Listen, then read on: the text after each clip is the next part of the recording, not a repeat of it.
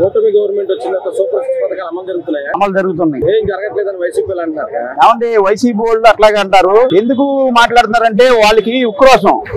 ఎందుకు ఉక్రోషం అంటే చంద్రబాబు గారు పథకాలన్నీ రిలీజ్ చేసేస్తున్నారు. కానీ వీళ్ళకి ఏం అర్థం కావట్లా. మేము చేయలేకపోయాం, చంద్రబాబు చేసేస్తున్నాడు. డబ్బులు ఎక్కడి నుంచి వస్తాయో తెలియట్లేదు. వీళ్ళు చేయలేకపోయారు, ఆయన చేస్తున్నారు. అందుకని చెప్పి వాళ్ళ మనసులో ఉన్న కుట్రను ఈ రకంగా బయట పెట్టుకుంటున్నారు.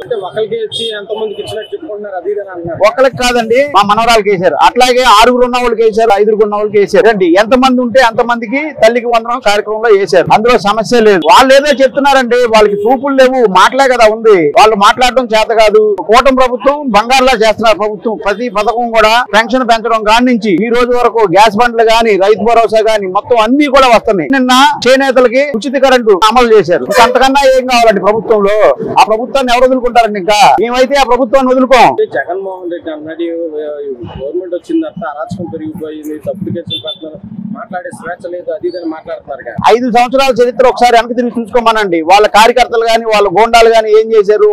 ఆడవాళ్ళు అసలు రోడ్డు మీద తిరిగే అవకాశం ఉందండి అప్పుడు గత 5 సంవత్సరాల్లో. ఈ రోజు కదండి హాయిగా గుండెల మీద చేసుకుని వెళ్తున్నారు. ఆడవాళ్ళు ఎక్కడున్నా కూడా ప్రశాంతంగా జీవిస్తున్నారు. ఏ పథకాలు ఇవ్వట్లేదంటే పథకాలు ఇవ్వట్లేదని వాళ్ళు చెప్పడం కాదండి, మేము చెప్తున్నాం. పథకాలు వస్తున్నాయి. పెన్షన్ 3000 ఉన్న పెన్షన్ ఒకేసారి 4000 చేశాడు. 3 నెలలు బ్యాలెన్స్ ఉంటే 3 నెలల బ్యాలెన్స్ కూడా వేసి 7000 రూపాయలు పెన్షన్ ఫస్ట్ ఇచ్చాడు. నెక్స్ట్ వచ్చేసరికి మనకి గ్యాస్ బండ్లు అన్నాడు. గ్యాస్ బండ్లు 3 బండ్లు ఆల్రెడీ 2 బండ్లకు డబ్బులు పడిపోయింది. 3వ బండ్ కూడా ముందే వేసేస్తా అన్నాడు అకౌంట్ లో. ఇంకా అంతకన్నా ఏంటండి? అట్లాగే కూటమి ప్రభుత్వం ఏదైతే హామీ ఇచ్చిందో హామీలన్నీ నెరవేరుస్తున్నారు వాళ్ళు. ఇంతకన్నా మంచి ప్రభుత్వం దొరకదని మా ఆలోచన. అయితే ఇప్పుడు జగన్మోహన్ రెడ్డి అంటే బీహార్ కన్నా తయారైంది, ఆంధ్రప్రదేశ్ ఎమర్జెన్సీ కాలం లాగా ఉంది, అది ఇదని మాట్లాడుతున్నారు. మరి ఆయన బీహార్ లాగా తయారు చేద్దామని కదండి గత 5 సంవత్సరాలు పాలించింది. ఆయన మనసులో ఏముందంటే బీహార్ లాగా పరిపాలించాలని కోరుకున్నాడు. కానీ చంద్రబాబు అట్లా కాదు కదా. 18 గంటల నుంచి 22 గంటలు పనిచేసే వరకు వచ్చారు ఇప్పుడు చంద్రబాబు. బీహార్ లాగా అవడానికి చంద్రబాబు ఉండగా అవనవరు. జగన్ అయితే చేస్తారేమో అట్లాగా బీహార్ లాగా వాళ్ళ గోండాలను వేసుకుని అట్లా చేస్తారేమో తప్ప చంద్రబాబు నాయకత్వంలో గాని, చంద్రబాబు గారి పరిధిలో గాని ఏ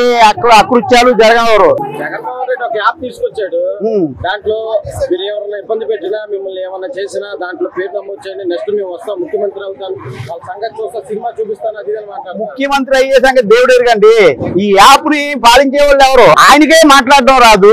ఇంకా నీకు యాప్ కోసం ఎందుకు ఆయనకి? ఆయన ఫోనే నేను మాట్లాడను, నా ఫోన్ నెంబర్ లేదన్నవాడు నీకు ఇంక యాప్ ఎందుకు? ఆయనకి ప్రజలకు అన్ని అందుతున్నాయి కదా. అంటే వాళ్ళ వైసీపీ వాళ్ళకి వాళ్ళు చేసిన అక్రమాల మీద ఏమన్నా కేసులు ఏమన్నా ఉంటే, వాళ్ళకి ఏమన్నా ఇబ్బందిగా ఉంటే వాళ్ళకి యాప్లు అవసరం. ఈ ప్రభుత్వానికి మన ప్రజలకి అయితే ఏం అవసరం లేదు.